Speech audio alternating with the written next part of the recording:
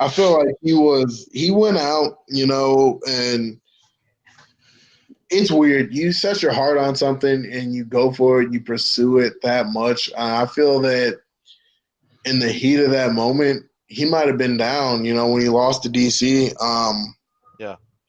And he retired because he might have truly felt there was nothing left for him in that sport. And Yeah. I've experienced that myself numerous times in life where you're done with trying so hard, doing everything right, giving your all to something, and you come up short. You get just there, but you come up short, and you never get that thing that you were trying to obtain. And you got to step back from it for a while and realize if it's something you really still want to do, and I knew a UFC return was coming for him because he had said something about bare knuckle, blah, blah, blah. So he's still got the itch to compete.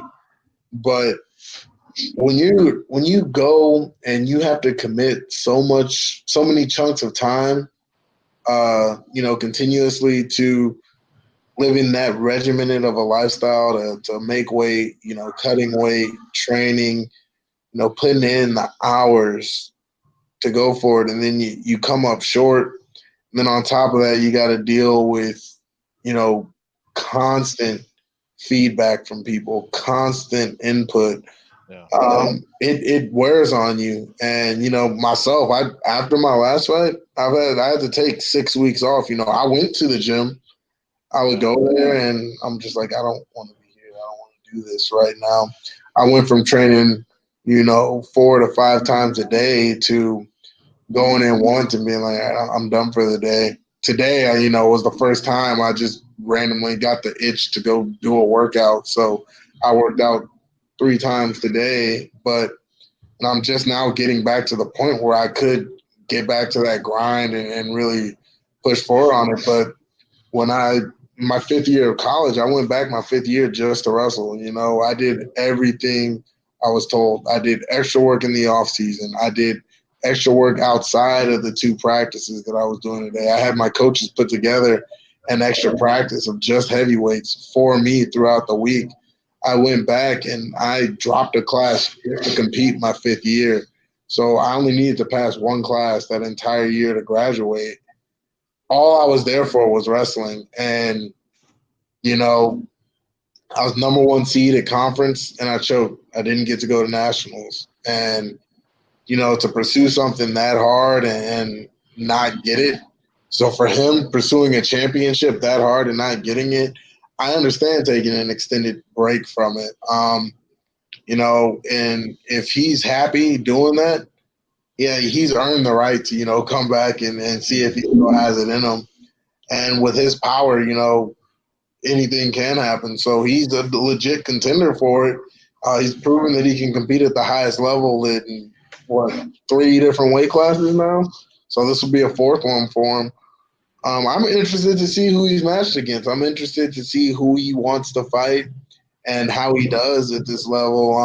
I'm not ever gonna have to fight him, so I don't care. I feel like he'll be done by the time I'm ranked up there. So Juan, I'd like to I maybe kind of like to follow up on what you're talking about, man. Of course, the last fight obviously didn't go the way you wanted to, but what's next for you, man? Like, are you just kind of want to take some time and, like you said, just kind of like build on yourself a little bit before you even think about anything official, or like what do you think your timetable is? I mean, I'm kind of at their mercy at this point. I got one more fight on my contract. You know, I think my biggest thing right now is I do want to fight again, obviously, but it's got to be done right. Down here I have zero training partners. It's not, and the way I fight, that wouldn't be an issue if I had Derek Lewis type power in my right hand just in the fight with one punch, but I don't have that. For whatever reason, I don't have it. Yeah, also I know people the feeling. It's okay. other thing people got to understand is I haven't been training MMA a long time. I started training January of 2016. My amateur debut was September 10th of 2016. My pro debut was June 24th of 2017. You know, Wow. so I've got 7 pro fights now, 11 fights total. I'm still learning, my style of fighting. I'm still learning, what I like and what I don't like in this Y- sport. And Yeah. when you go from, this feeling of you can't lose to losing 2 in a row, you whether like no matter if I want to fight right now or not, I'm forcing myself to take some time and reevaluate stuff because the way I'm running camps, the way I'm doing things isn't working for me right now. As much as I Hmm. want to say it's my fault in execution, I also have to look at other things and look at other variables. And you know, I need to be at a bigger camp. I need to be with other heavyweights who are on my level. I can't be able to go in and win every sparring match whenever I feel like it.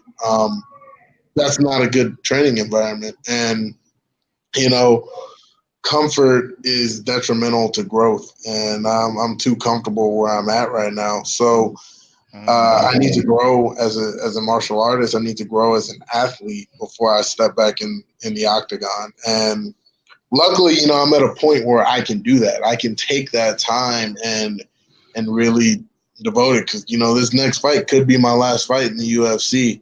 So I'm gonna go out there and I'm gonna treat it that way. It's I have to prove once again that I'm worthy of being there, and so that's where my head's at right now, and I also have to eliminate a lot of stuff from my life. There's a lot of things that cause me anxiety and stress and things like that. And a lot of guys fight because they feel like they don't have any other options, right? For me, it's like, okay, I've pretty much reached a high level with everything that I've tried in life. I got my degree in computer science. I have a minor in exercise science. I was working at a bank. I was a loan coordinator within 6 months of working there. When I was working in nightclubs, in the span of 3 months, I went from being just a bouncer to managing nightclubs. Uh, so it's one of those things where, like, I know I have a bunch of options, and I felt like I wasn't really committed to one thing too much. Yeah, I was training a lot because I enjoyed it. I wanted to see how good I could get. But, when you lose two straight from going off of, nothing but wins, it rattles you a little bit. And I had to go back in there, and I'm not going to commit to a fight until I know 100% that I put myself in the best possible position to win that fight. When I was fighting before I got to the UFC, I knew I was in a better position than anyone else just because I was more athletic. I knew I was going to be at a higher level than anyone else that I stepped in the cage with. And now, I'm assuming that at worst everyone is at my level. So it's hard. It's a big shift going from where you're clearly the better guy every time to you might not, you might be the worst guy, when you get in there. So yeah, just learning that, relearning everything, starting over. Luckily, I'm only 27, so I can do that. But we'll see. The last fight with Greg Hardy, you asked for this fight for a long time. That was the fight you wanted. And like you said, it didn't go your way. That does because you called him out for so long, you think does that weigh on you any extra or does that part even play a part? Yeah, it does weigh on me a lot extra, especially the fact that you know when the fight was stopped, I wasn't taking damage. I've never had a fight stopped in that position before. I've never, I felt that the fight should have gone on, Yeah. and you know, for me for a fight to be stopped, now that person needs to be damaged, and Yeah. so yeah, that weighs on me a lot. The fact that I asked for it for so long, I got the fight, and then for it to if it had been a 15-minute war and I had lost, I'd have been fine with that, and I would have been back in the gym the next week. But the fact that it was Close the in a door. minute, so when you devote months of your life or something and to have it decided in a minute like that, it sucks. So that weighs on me a little bit, but it also made me look at the way I'm training. He's at American Top Team, surrounded by better guys all the time. They game plan. They looked at it. They put him in the best possible position to win. Down here, I'm having to beg on Facebook to get people to come train with me.